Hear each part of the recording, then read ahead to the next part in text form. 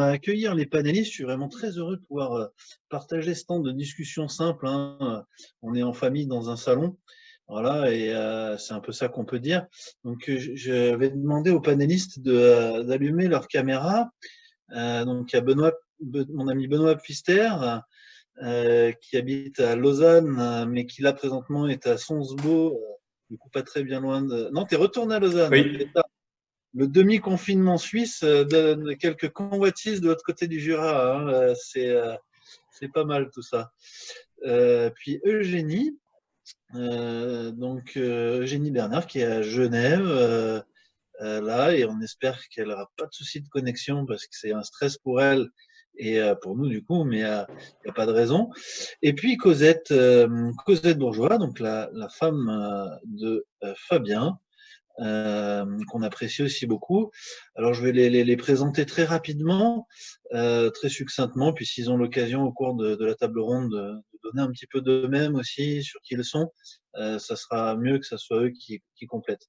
Donc, Benoît est ingénieur à Lausanne, et puis il a 30 ans, et il est impliqué dans la vie d'église des Trois-Rois là-bas pour différents aspects, la louange notamment, un petit peu aussi la technique et la préparation de cultes un peu spéciaux dont on parlera certainement dans notre table ronde. J'en dis pas plus.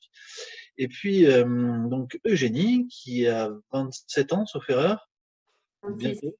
26, tu vois, c'est ta maturité qui m'impressionne. Donc elle est pour l'instant, on pourrait dire institutrice spéciale confinement dans le cadre d'une école privée chrétienne qui est donc aux alentours de Genève. Elle fait quelques heures comme ça, puis en même temps, elle est aussi contente, à peu près à hauteur d'un mi-temps, de s'impliquer dans une implantation d'église, donc avec vraiment une spécialité de rayonnement et de rejoindre les gens. Un peu comme Philippe nous y invitait tout à l'heure. Voilà, donc ça fait pas très longtemps qu'elle y est. Puis voilà, comme le chemin est souvent sinueux, elle ne sait pas si elle va y rester ou pas. Voilà, la suite de l'histoire, peut-être à notre prochaine grande conférence. Et puis donc Cosette, que je suis content de voir et de suivre d'année en année. Elle est d'ailleurs passée il y a quelques années à la ferme Clarisse, où je me rappelle de quelques rencontres où j'ai pu voir. Donc c'est une femme pétillante, inspirante et pétillante, donc j'aime beaucoup ça. Et elle est maman aussi de 2 enfants et femme de Fabien. Et puis elle est impliquée aussi dans son église locale avec un service auprès peut-être elle appelle ça le service de la cour d'école, rejoindre les parents des copains, des copines de ses enfants. Et puis voilà, on va voir un peu comment ça se déroule tout ça. Et c'est aussi des visites, des groupes de lecture. Et voilà là où ça en est. Mais comme on est appelé à changer avec cette crise, certainement ça va évoluer vers d'autres choses. Et tout ce que vous faites va nous donner beaucoup d'idées et d'inspiration pour la suite. Alors j'aimerais, à titre d'introduction, juste rappeler 3 points moi, qui m'ont marqué jusque-là. Tout d'abord, on a souvent parlé de ce mot disciple, mathetes, qui en fait est un écolier, et puis un écolier, un apprenti on a vu qu'il est à l'école de l'Église, à l'école de la vie, et donc cette notion d'apprentissage induit forcément l'erreur. Et, euh, et donc, il y a eu cette question, est-ce qu'on est capable, est-ce qu'il faut attendre d'être capable, d'être compétent? Non, voilà, dans la pensée de Dieu, Dieu s'entoure de gens qui font des erreurs. Et ça, c'est fantastique de le savoir. Donc, je crois que c'est vraiment très inspirant. Et cette idée aussi que le disciple, on a vu que dans l'Évangile, on était sauvés, mais sauvés pour faire des bonnes œuvres, qu'il y avait une direction. Et donc, ça veut dire que tu dois te lever, et on va voir comment se lever de façon très pratique ce soir, dans différents cercles, personnels, église, etc. Mais ça veut dire que tu dois te lever. Tu dois te lever. Et moi, je suis à chaque fois un peu ouais, j'ai une petite tristesse, et c'est pas du tout du jugement, parce qu'en plus, j'ai pas forcément le regard qui est objectif, mais de voir des fois des chrétiens qui sont des chauffeurs de banc d'église, en fait, qui restent, qui sont assis, puis qui se lèvent pas, et puis on a l'impression des fois que, voilà, donc, voilà, je crois que c'est important de dire, ce soir, on résolu, vraiment devant Dieu, de se lever. Un peu comme à la Guillaume Bourrin, comme il disait, quand je suis sorti de prison, il dit, je vais retourner à l'église. Puis en fait, il savait qu'il allait pas y retourner. Et finalement, Dieu est venu le rejoindre parce qu'il avait quand même fait le serment de cette chose-là. Et ça, je trouve que c'est aussi intéressant. Puis troisième point, que Philippe vraiment m'a encore rappelé et qui m'a beaucoup plu, c'est nous avons à être dispersés. C'est notre vocation. Et, quand on relit le livre des Actes, ben on voit que l'Église, elle commence à Jérusalem, et puis il y a des difficultés, elle est dispersée un peu plus loin dans la Judée, puis il y a encore des difficultés, puis elle est dispersée encore plus loin en Samarie, puis finalement ça devient difficile, et puis du coup elle est dispersée jusqu'au bout de la terre. Et voilà notre vocation, ce que le Seigneur nous a demandé. Donc voilà, ces 3 points étant rappelés, on le garde en toile de fond de notre réflexion. Et puis, je vais passer à une première question, justement, en parlant de cette dispersion et de la crise. C'est quel sens, finalement, spirituel on peut donner à ça? Comment vivre cette crise, et quel sens spirituel? Philippe, enfin, les autres orateurs nous en ont dit quelques mots. Et j'aimerais demander ça à Eugénie, un peu, qui a potassé la question, qui a réfléchi à la question un peu d'un point de vue voilà, biblique. Quel sens spirituel donnes-tu, toi, à cette crise? Et puis, les autres, vous pourrez intervenir si jamais vous voulez compléter, bien sûr. Ouais, merci Adrien. Bonjour à tous. Effectivement, on parle d'une crise sanitaire, une crise économique, écologique. Pour certains, c'est une crise familiale aussi, d'être confinés tous ensemble. Et je pense que ouais, faut vraiment, enfin, pour certains, c'est quelque chose de facile à vivre, et c'est pas si dérangeant que ça, mais je pense qu'il faut pas minimiser combien ça peut être difficile et une réelle souffrance pour certaines personnes autour de nous. Euh, et, et ouais, je pense que moi, là, ce que j'y vois, c'est un peu on a une expression dans la Bible qui nous compare à des vases, et je me dis, une crise comme celle qu'on est en train de vivre en ce moment, elle renverse un peu nos vies, elle les chamboule, même si c'est juste une question d'emploi du temps. Euh, et pour d'autres, c'est bien plus, mais elle renverse un peu nos vases. Et on avait un prof à l'Institut biblique qui nous disait, c'est quand le vase est renversé qu'on peut voir ce qu'il y a à l'intérieur. Et en fait, je trouve ça chouette de se dire que ça peut être vraiment une opportunité pour nous de réfléchir à, en fait, qu'est-ce qu'il y a à l'intérieur de mon cœur. Sans mon travail, parce que je peux plus aller travailler, sans ma vie sociale, parce que je peux plus aller voir mes amis, et ben en fait, qu'est-ce qui reste? Et qu'est-ce qu'il y a au fond de mon cœur? Et c'est le moment de faire du tri, de faire du rangement, de virer peut-être des choses qui n'ont pas leur place, et de remplacer et de se nourrir par des nouvelles choses qui sont bonnes. Et ouais, je pense que c'est vraiment euh, une crise qui peut être à la fois très difficile, et il faut entendre cette souffrance et la prendre en compte, et à la fois qui peut être une vraie opportunité pour chacun de faire ce tri dans nos vies. Et on a la chance d'avoir le Seigneur comme appui, comme référence, comme point de repère. Peut-être autour de nous, on a des gens qui n'ont pas cette référence-là et qui, du coup, crient juste leur désarroi face à la crise, et ne savent pas vraiment vers quoi se tourner pour avoir un repère. Et c'est peut-être là aussi où on peut avoir un rôle à jouer d'être un panneau indicateur pour ces personnes-là. Oui, merci.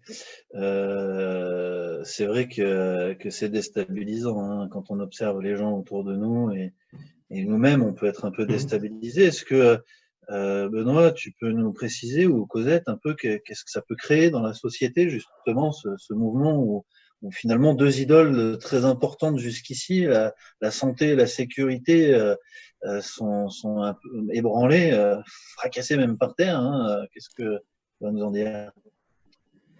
Oui, alors bonsoir à tout le monde déjà. Effectivement, je pense qu'il y a, comme Eugénie pouvait le dire, il y a une crise assez identitaire en fait chez les gens qui va être vécue finalement différemment par des chrétiens et puis des gens qui n'ont pas cette espérance. Et je pense que finalement, on base souvent notre identité sur plutôt ce qu'on fait, sur notre activité professionnelle, sur nos hobbies, beaucoup maintenant quand même. Moi, je base des fois mon identité sur ce que je fais, même pour l'Église, finalement. Et tout ça, c'est basé sur des choses externes, mais ce n'est pas basé sur ma véritable identité. Et ma véritable identité, c'est d'être enfant de Dieu. Ça, c'est mon identité. Et si je comprends vraiment cette identité, finalement, la crise va être vécue totalement différemment pour moi en tant que chrétien que pour quelqu'un d'autre. Alors, évidemment, il y a des défis, hein, comme Eugénie pouvait le dire, et ça pour tout le monde, hein, le fait d'être beaucoup plus isolé. Mais finalement, derrière ça, il faut voir quelles sont les craintes qui peuvent ressortir, quelles sont les craintes profondes. Et ça, c'est aussi quelque chose qu'on voit de manière très différente en fonction de l'espérance qu'on a. Et je discutais avec une amie chrétienne il y a quelques jours, et puis elle me parlait de ses parents et de ses beaux-parents. Ses parents sont chrétiens, et puis ils ont cette espérance et ils peuvent vivre cette crise avec beaucoup de paix. Et ses beaux-parents sont pas croyants, et elle pouvait sentir toute cette crainte qui était là chez eux, et qui est toujours là. Ça peut être la crainte de la mort, mais ça peut être aussi cette crainte de perdre un peu notre identité pendant cette période où on a perdu un peu nos repères. Oui, Cosette, peut-être tu pourrais nous dire un peu plus ce que ça crée chez nos prochains non-croyants finalement. Oui, bonjour. Alors, j'aimerais d'abord juste rebondir sur ce que Benoît a dit par rapport à nous en tant que croyants. Pour moi, cette crise était une occasion vraiment particulière de réaliser, comme disait Benoît, cette question de l'identité et du faire, en fait, entre le faire et l'être. Et c'est vrai que moi, qui suis une personne très relationnelle, qui est impliquée dans beaucoup de relations, du jour au lendemain ou d'un vendredi à un lundi, tout a basculé et il a fallu tout réorganiser et mettre une croix sur tous les rendez-vous qui étaient prévus, avec comme mission première, en fait, de faire l'école à la maison et de m'occuper de mes enfants. Et puis, ça a été une expérience très intéressante où je me suis rendu compte qu'en fait, je l'ai vécu de manière pas du tout frustrée, alors que tous mes engagements, c'est quelque chose qui compte, mes engagements, tout l'engagement que j'ai envers beaucoup de personnes, c'est vraiment des choses que j'ai reçues de Dieu, que j'ai sur le cœur envers ces personnes-là. Et j'ai vraiment pu faire cette expérience que c'était de les remettre aux soins du Seigneur, que Dieu m'appelait à entrer dans ces relations, dans ces situations quand c'était le temps, et que là, c'était un autre temps, et que maintenant, c'était pas ce qu'il me demandait, et que lui prenait le relais, parce que si nous, on peut être perplexe ou dépassé par la crise, c'est pas le cas de Dieu.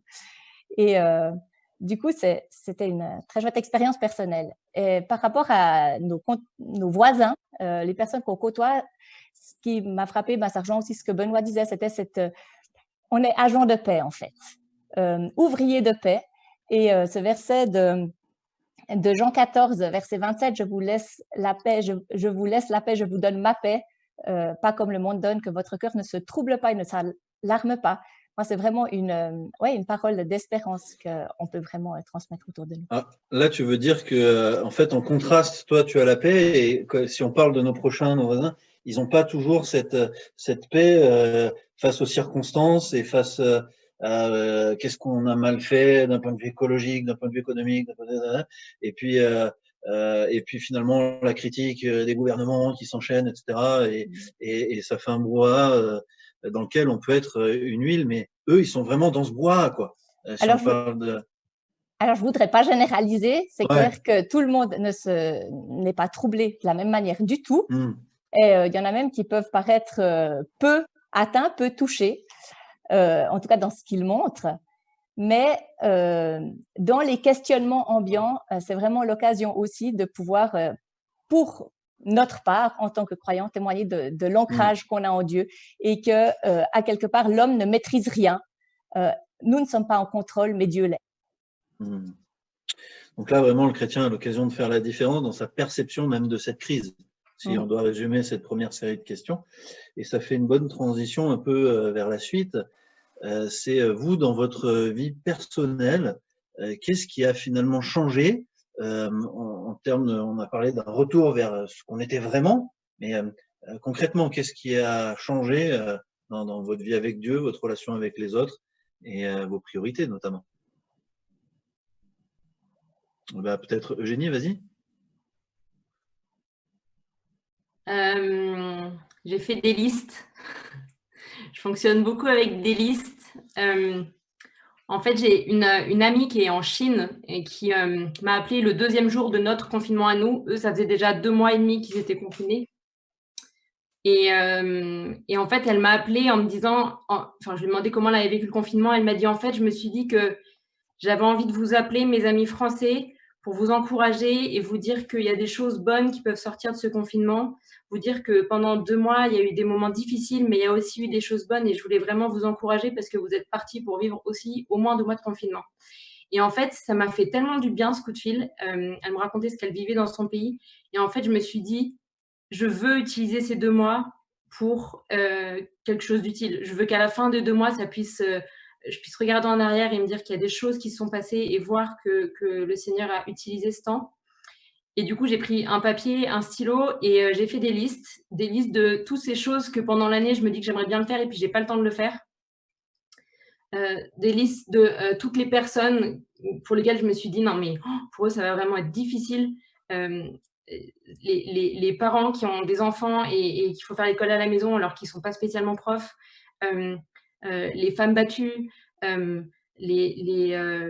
je sais pas, les gens, les Parisiens qui habitent dans 9 mètres carrés à Paris. Il y a plein de gens comme ça où je me suis dit mais les pauvres, franchement, il va falloir prier pour eux parce qu'ils vont avoir besoin d'aide.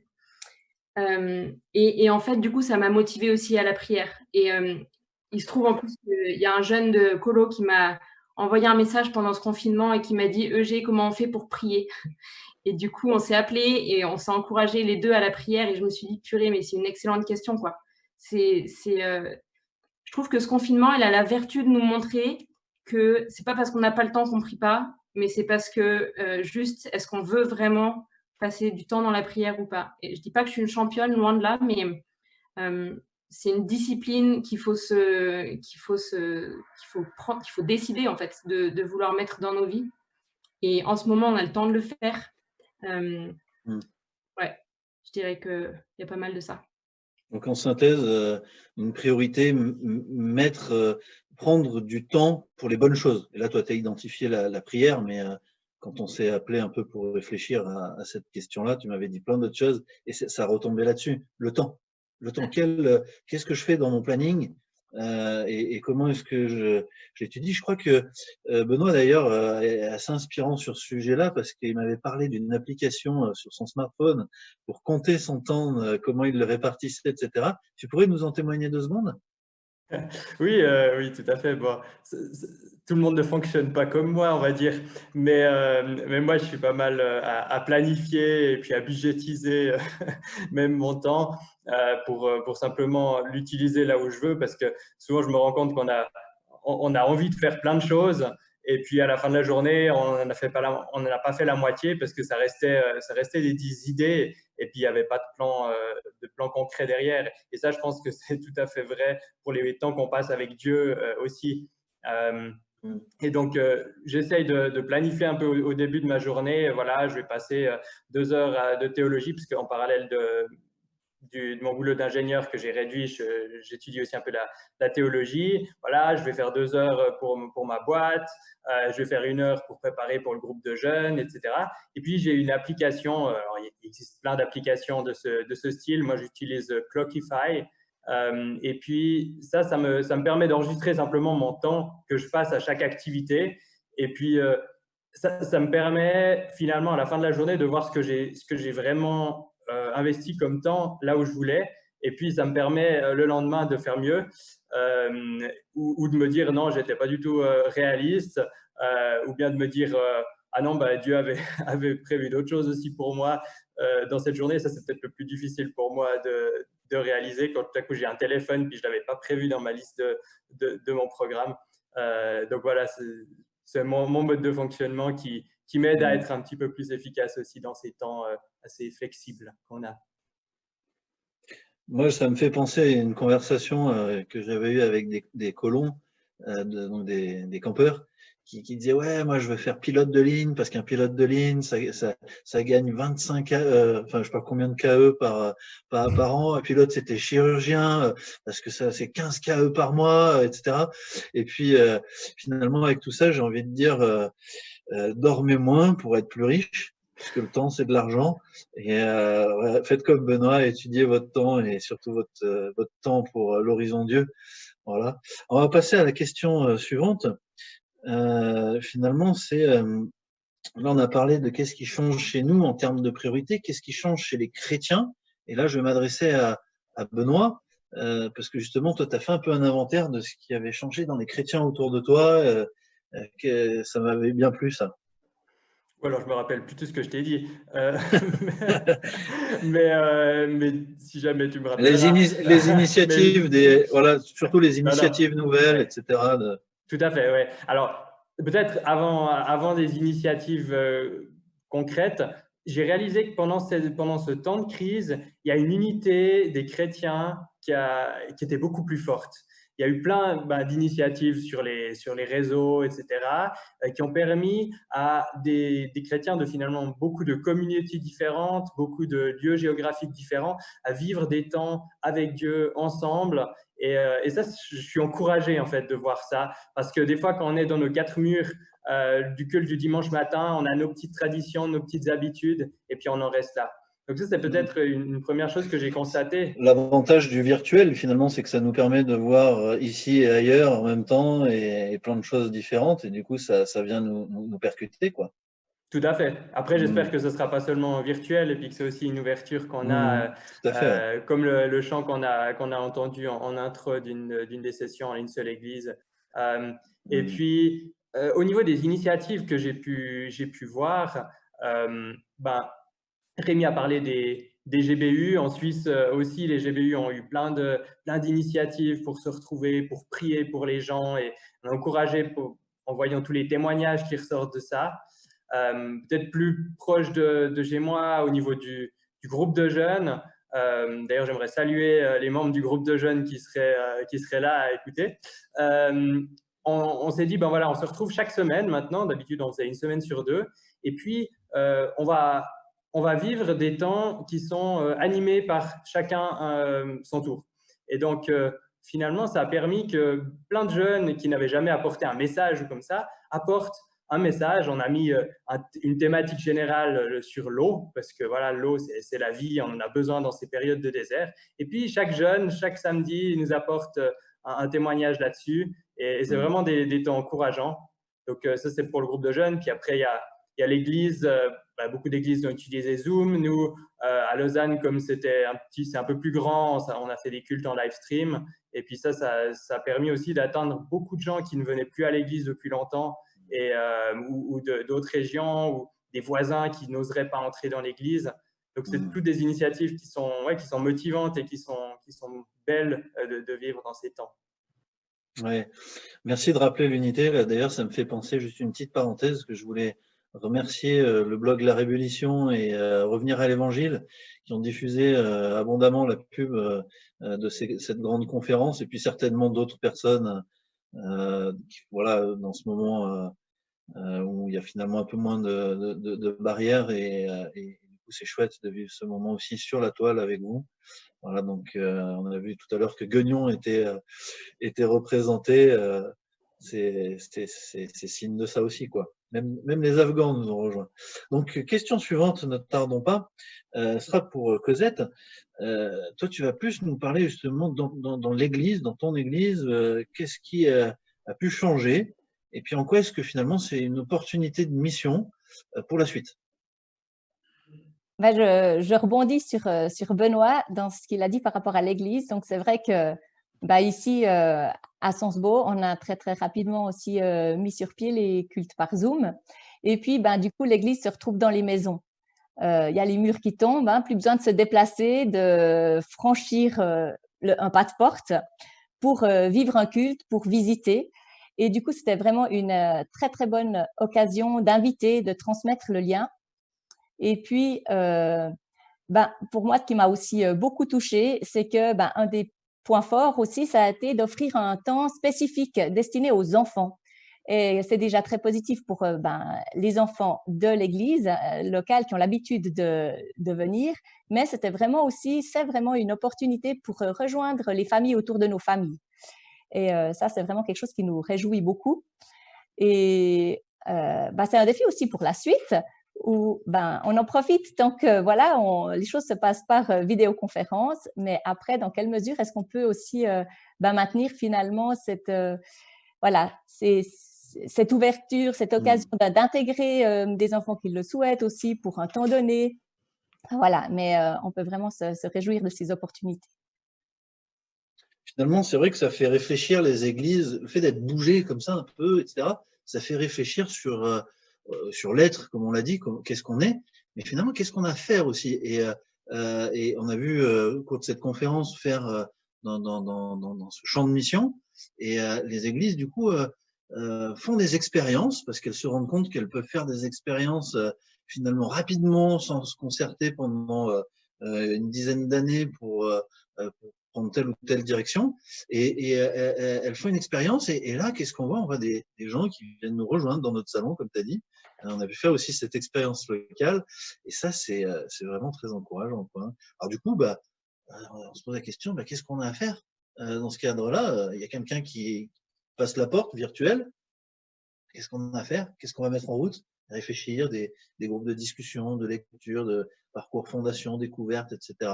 Et ça va être vraiment chouette pour la suite, quoi. Benoît, tu avais peut-être quelques mots à dire un peu sur ces opportunités de mission, justement? Alors, ouais, comme tu dis, hein, ces contraintes ont permis à nos églises de très rapidement devoir s'adapter.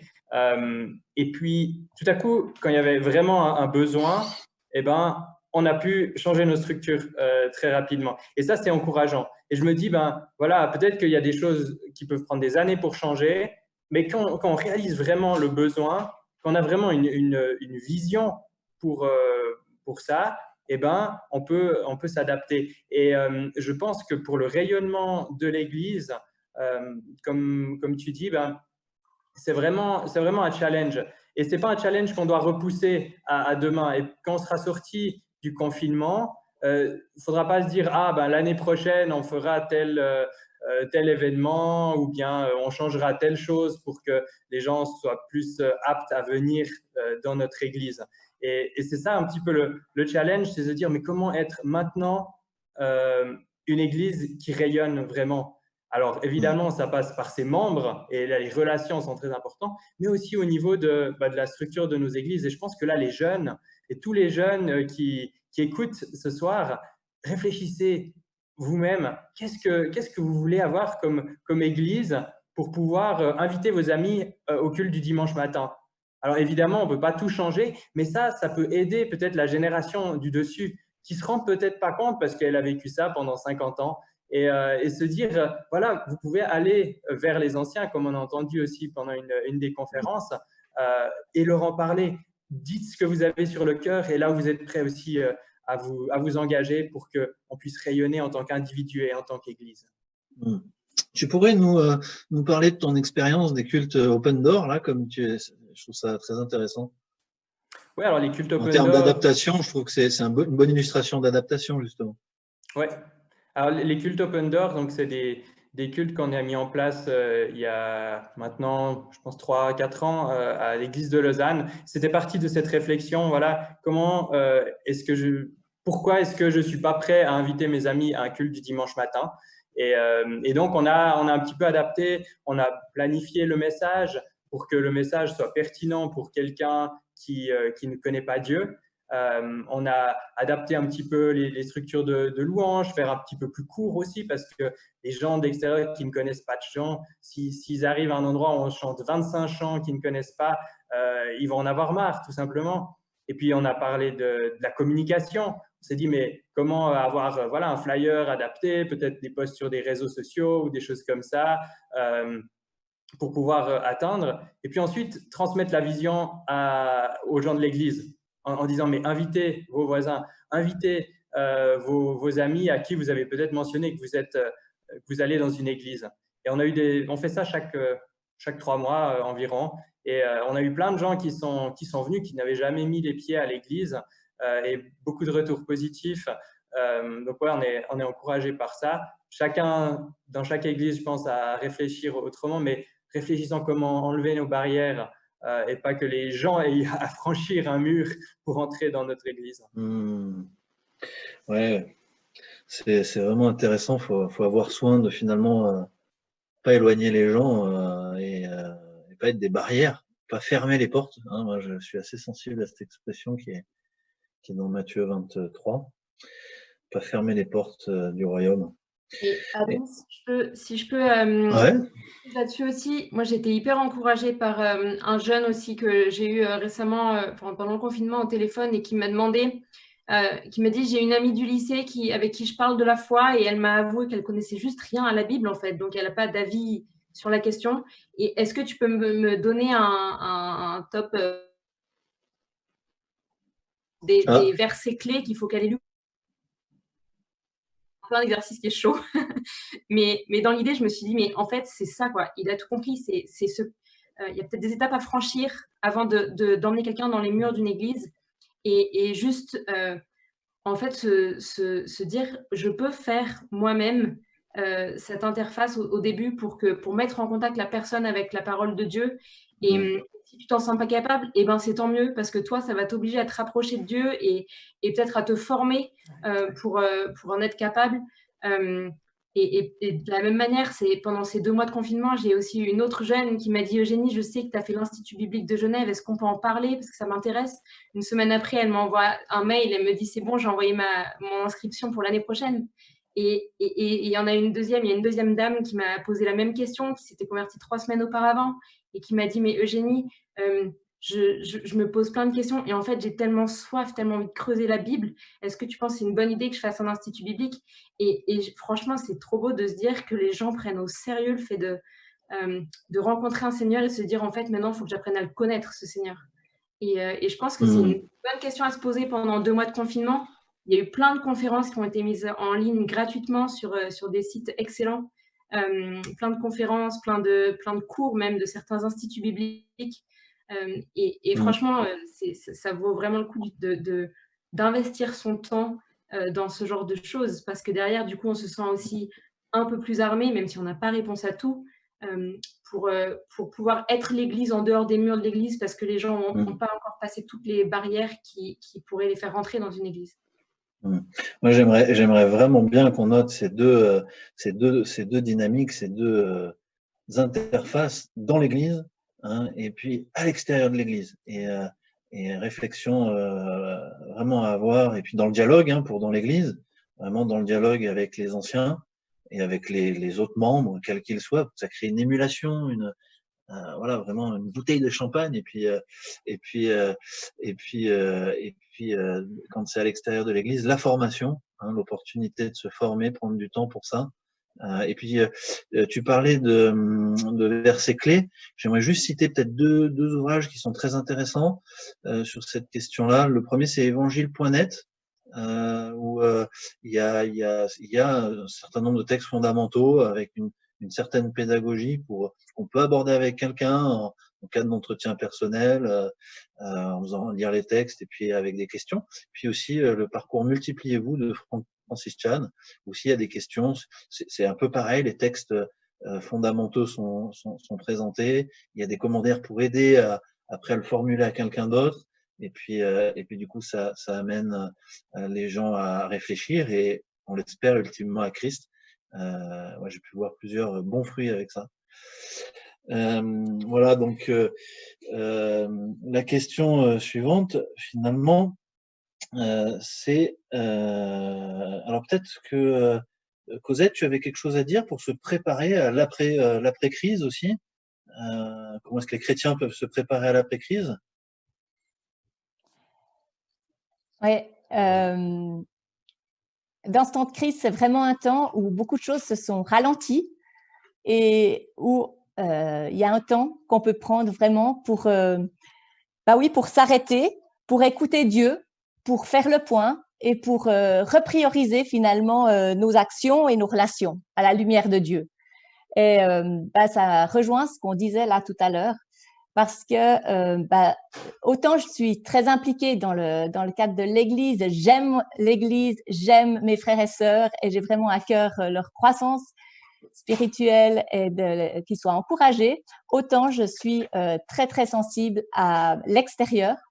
Et c'est aussi vraiment notre appel d'aller. J'ai été touchée de réaliser que dans la Bible, il y a plus de 1500 fois le mot « aller ». Aller, parler, aller, inviter. Philippe l'a rappelé tout à l'heure avec aussi le texte de Jean 20, comme le Père m'a envoyé, moi aussi je vous envoie. Et on est tous des envoyés. Et ce côté du regard extérieur est pour moi, me tient très à cœur. Et je pense que dans ce temps de confinement encore, c'est un temps excellent pour déjà repenser à ça, repenser à notre appel qui est commun et qui se décline sous des formes très différentes parce qu'on est chacun différent, mais tu es le seul à être là où tu es. Et ça, c'est essentiel à en prendre conscience. Ce n'est pas un autre qui est à ta place. Et si tu es là où tu es, c'est que c'est la place où Dieu te veut maintenant et les personnes qui sont autour de toi, c'est les personnes auprès desquelles Dieu t'appelle à aller. Parce qu'on est appelé à être collaborateur de Dieu et c'est vraiment une grâce. Et c'est juste magnifique parce que quand on entre dans son service, dans son travail, on a ce privilège de le voir à l'œuvre.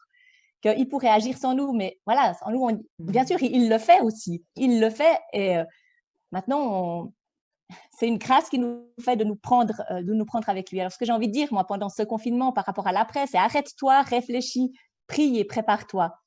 Et j'ai envie de poser 2 questions comme ça. Première question, qu'est-ce que Dieu a déposé en toi? Qu'est-ce que tu aimes faire? Qu'est-ce que tu fais bien au niveau de l'action? On a tous des compétences différentes. Il y a des choses, avec lesquelles tu as du plaisir. Et comment est-ce que tu peux bénir d'autres avec ça? Et la deuxième question, c'est qui Dieu place-t-il autour de toi? Donc là, c'est un pôle relation. Et donc, pas besoin d'être quelqu'un d'autre. Tu as des personnes autour de toi auprès desquelles auprès desquelles tu es appelé finalement à investir la relation. Et puis ça, peut-être que j'y reviendrai au point suivant. Alors là, il y a une deuxième priorité qui apparaît, moi, qui m'interpelle vraiment. On a parlé du temps, on a parlé des actions, mais j'ai l'impression que là, dans notre discussion, la crise qui a eu un impact chez les autres, qui nous a fait bouger dans nos façons de faire, en fait, elle fait rejoindre le disciple vers son prochain. Et que là, il y a des belles opportunités. Ça donne En fait, on s'est retrouvé face à une nouvelle priorité, on se retrouve face à une nouvelle priorité, notre prochain. Et on a le temps de pouvoir le retrouver. Et ça, je crois que c'est peut-être quelque chose sur lequel il faudra être vigilant dans la suite pour l'Église et à titre personnel. Je vois que ce matin, on faisait la queue devant la boucherie. Opportunité, on peut pas rentrer dans la boucherie, on papote avec celui de devant, celui d'après, et ça, c'est riche. C'est riche. Alors bon, on se dit, c'est une première pierre. Je n'ai pas encore annoncé Jésus-Christ, etc. Mais on rejoint notre prochain déjà. Et ça, c'est un temps de qualité qui surprend. Parce que on voit que 2-3 personnes derrière, ça parle pas. 2-3 personnes devant, ça parle pas. Puis et là, il y a quelque chose qui se passe où finalement on peut rayonner et attirer l'attention. On va conclure avec un peu une dernière question que je vais vous poser à tous les trois. C'est quelles seraient les pistes concrètes que vous suggéreriez à des jeunes disciples désireux justement de servir leur prochain, de rejoindre leur prochain, de franchir ce mur-là de l'engagement. Alors on va commencer un peu par Eugénie, du coup. J'ai déjà parlé de la formation qui est une première chose, mais qui n'est pas la seule. Moi, j'ai l'impression que j'apprends ces derniers temps que en fait, pour aider les autres, il faut d'abord commencer par écouter, se taire et écouter. Et bavarde comme je suis, c'est un défi, mais en fait, les gens ont vraiment besoin d'être écoutés et on apprend aussi beaucoup d'eux, de leur fonctionnement, de là où ils en sont, en prenant ce temps d'écoute. rien à voir, mais encore une belle initiative que j'ai vue dans un groupe de jeunes, dans une église, un groupe de jeunes filles qui se sont motivées pour écrire des lettres à toutes les personnes de l'assemblée. Elles ont fait la liste de toutes les personnes, toutes les adresses. Et puis chacun a reçu une lettre pendant le confinement. Et franchement, c'est hyper encourageant parce que c'est peut-être particulièrement féminin, je ne sais pas, mais recevoir une lettre, déjà, c'est de plus en plus rare. Et franchement, ça touche, quoi. Quand pour une fois, c'est pas ni une facture ni de la pub, on est content, quoi. Et je trouve ça chouette aussi pour garder le lien dans cette période. Après, pour ce qui est de l'après-confinement, moi, je me dis qu'il y a aussi beaucoup de gens qui vont sortir de ce confinement en étant déprimés, en réalisant que voilà, ils ont passé 2 mois qui n'ont pas été très édifiants, qui n'ont pas été très... où ils n'ont pas construit beaucoup de choses, où ils ont même peut-être plus détruit que construit des choses. Et quand on voit les chiffres d'augmentation des abonnements aux sites pornographiques, moi, je me dis qu'on va avoir on a déjà un vrai problème avec ça, mais on va avoir un méga vrai problème. Et en fait, je me dis, préparons-nous, chrétiens, à accueillir ces personnes-là et à les écouter et peut-être à se former pour essayer de les en sortir parce qu'ils n'en sont pas fiers, en fait. C'est pas vrai. Et je pense qu'on va avoir un vrai sujet sur ça dans les prochains mois. Un vrai challenge. Ouais. Merci, Benoît. Alors, peut-être un point qu'on a particulièrement pu expérimenter, c'est ces relations profondes qu'on peut avoir à l'intérieur de l'Église et qui restent pendant le confinement. Et du coup, un point pratique, c'est ayons un ami, une amie avec qui on peut partager de manière vraiment approfondie, qui a un droit de regard sur notre vie, avec qui on peut prier, à qui on peut partager nos sujets de prière en temps réel. Et peut-être que c'était plus facile pendant ce confinement, voilà, d'appeler parce que les gens avaient du temps. Mais continuons cette démarche. Et moi, personnellement, depuis, je pense, 2-3 ans, j'ai une personne, un ami à qui on se Skype soit chaque semaine, soit chaque 2 semaines. On prend 2 heures pour partager là où on en est dans notre foi. Et c'est quelque chose qu'on a pu encore augmenter pendant ce confinement. J'aimerais vraiment encourager chacun à pouvoir avoir ça. Toujours une relation devant Dieu, c'est tellement, tellement sain. Et Cosette? Voilà.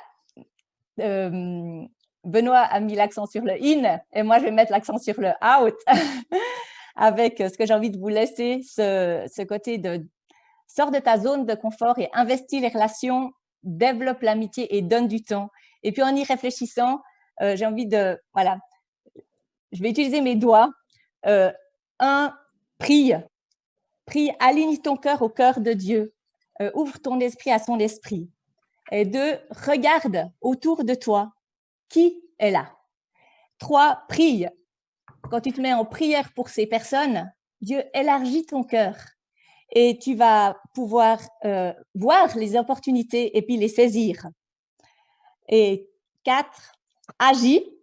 Et donc, quelle action concrète? Il y a plein d'actions concrètes que tu peux faire. Déjà, ça commence par aimer. On en a parlé avec Philippe. Aimer, donc s'intéresser aux autres, comme disait Eugénie, les écouter, inviter pour un café, une balade, écrire un message, raconter, témoigner, parler de l'action de Dieu dans ta vie, donner un calendrier, un livre, soutenir, aider, contribuer de manière concrète. 5, prie, parce que l'esprit est à l'œuvre. Quand tu as posé des actions, quand tu as entrepris quelque chose, prie, le Seigneur agit. Et 6, persévère. C'est sur la durée que ça se passe. Et comme le disait aussi Philippe, ce n'est pas pour la conversion, c'est pour la gloire de Dieu. Et on aime ces personnes. Et quand on les aime sur la durée.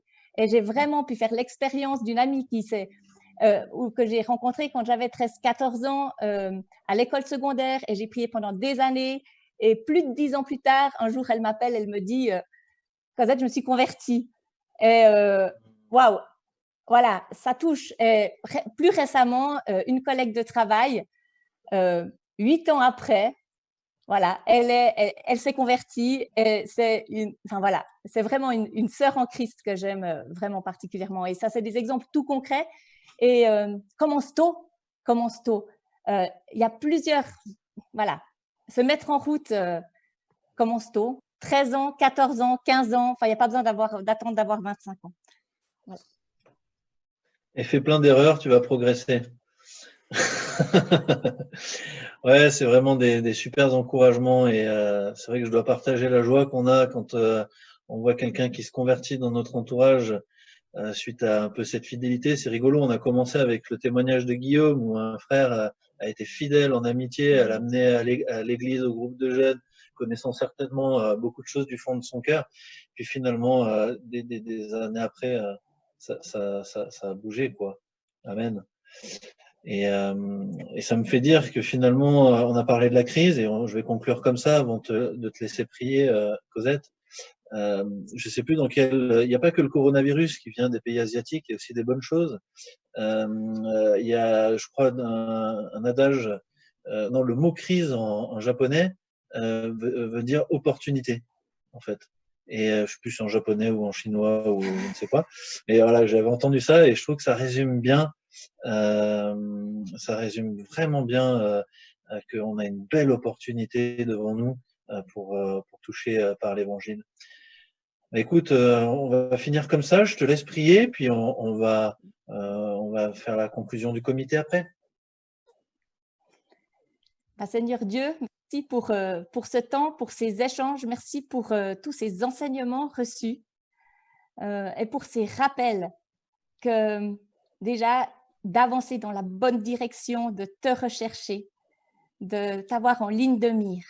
Et puis, ce défi de vraiment se mettre à ta disposition, Seigneur, et de grandir dans cette confiance que tu as toutes choses entre tes mains, que tu nous aimes plus que nous-mêmes et que dans chaque circonstance, eh ben, tu nous enseignes et il y a des opportunités à saisir.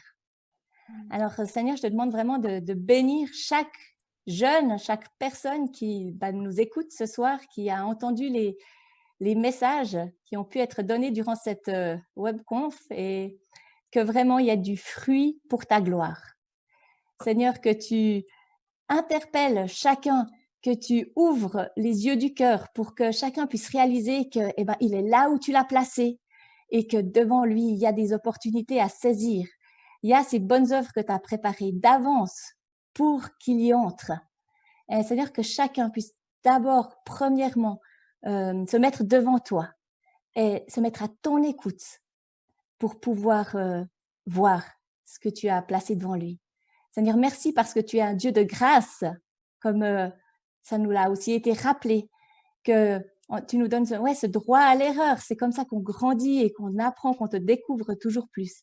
Et merci parce que ta grâce nous réjouit, nous donne cette joie et d'aller de l'avant, d'oser.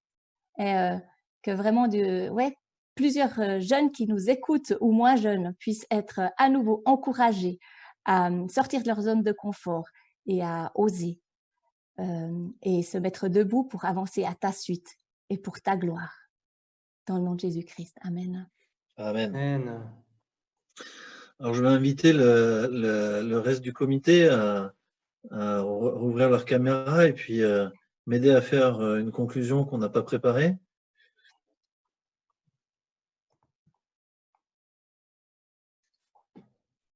Donc, si vous avez quelque chose à dire, peut-être pour conclure tout ça, on va attendre Fabien. On a fait exprès de ne pas préparer, ça va nous motiver à être court comme ça. Non, Ouais.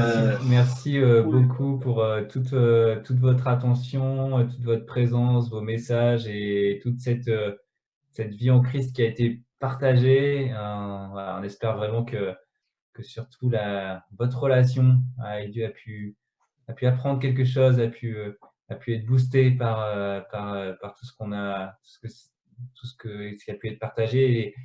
Et moi, je veux juste dire, mais les autres compléteront peut-être, mais un énorme merci aux orateurs et à la technique, et notamment à Samuel en particulier, au groupe de louange, parce que tout le monde a réagi dans des délais très courts pour amener quelque chose. Donc, merci beaucoup à tout le monde, vraiment. Est-ce qu'il y a eu des réactions pendant la table ronde sur le chat? J'ai pas regardé. Bon. Pas trop. Il y a eu quelques encouragements, en tout cas. Il y avait des fans, il y avait des fans. Il y avait des clubs de supporters, et puis… Mais voilà. Voudrais-tu dire qu'il y a plusieurs équipes? Non, il y a une seule direction, pour la gloire de Dieu. C'est ce qu'on a entendu ce soir. Et toi, Rémi, tu as quelque chose à nous proposer? Bon, rien de plus que dire bonne nuit, mais un peu plus que ça quand même, c'est que ouais, j'étais content qu'on partage parce que j'espère que vous avez reçu, en tout cas moi, j'ai reçu. Je suis heureux d'avoir vu dans différentes prédications que la proclamation que Dieu n'est pas confiné, que Dieu touche des vies et touche nos vies et peut utiliser chacun de nous. Voilà, ces temps-ci, je suis en train de lire Jérémie dans la Bible, relisez-le. C'était un petit jeune qui s'est fait appeler par Dieu et qui voulait pas y aller, qui se sentait pas capable, qui a douté, qui a crié à Dieu pendant tout son ministère, et pourtant Dieu l'a puissamment utilisé. Et encore nous aujourd'hui, je pense que Dieu peut nous appeler avec vos amis de promo, vos amis, vos voisins, votre église, votre famille. C'est même pas qu'il peut, c'est qu'il vous appelle et vous utilise, comme on l'a rappelé aussi durant la table ronde. Il vous a placé à un endroit et c'est pas pour rien. Il m'a placé à un endroit et c'est pas pour rien. Et là, rien que là, on peut briller, rien que là, on peut aimer, rien que là, on peut être et témoigner. Voilà, soyez bénis. Puis, à toi, Fabien. Ouais, il n'y a pas. Vas-y, Fab. Moi, j'ai envie de reprendre, parce que la question, c'est si on franchissait le mur, j'ai envie de reprendre le mot de Nate qui nous disait « Les circonstances ne sont pas un problème, mais une invitation ». On a vu plein d'opportunités ce soir et je remercie encore Eugénie, Cosette et Benoît de ce qu'ils ont partagé à la table ronde. Il y a vraiment plein d'opportunités autour de vous. Et puis simplement prier et pour reprendre le mot de Philippe cette fois, qu'est-ce qui bat dans votre cœur? Et puis allez-y et allez-y à fond là-dessus. Moi, j'ai envie de dire, on a vu qu'il y avait une question d'identité. Alors, si tu es disciple de Jésus-Christ, sois ce que tu es. Ce que tu es, ton histoire, Dieu l'a souverainement disposé pour que tu sois quelqu'un d'utile et de bien placé pour être son disciple et faire des disciples. Et fais ce que tu as à faire. Voilà, sois ce que tu es et fais ce que tu as à faire. Fais-le de tout ton cœur. Et voilà, Dieu te montrera, tu tomberas, tu te relèveras. Des fois, ça sera difficile, des fois, ce sera plus facile. Il y aura de la joie, il y aura des choses qui vont réussir, qui vont rater. En fait, on ne sait pas ce qui va réussir et ce qui va rater, et ce qui va pousser, ce qui ne va pas pousser. Donc, notre responsabilité, c'est de faire et de prêcher l'évangile.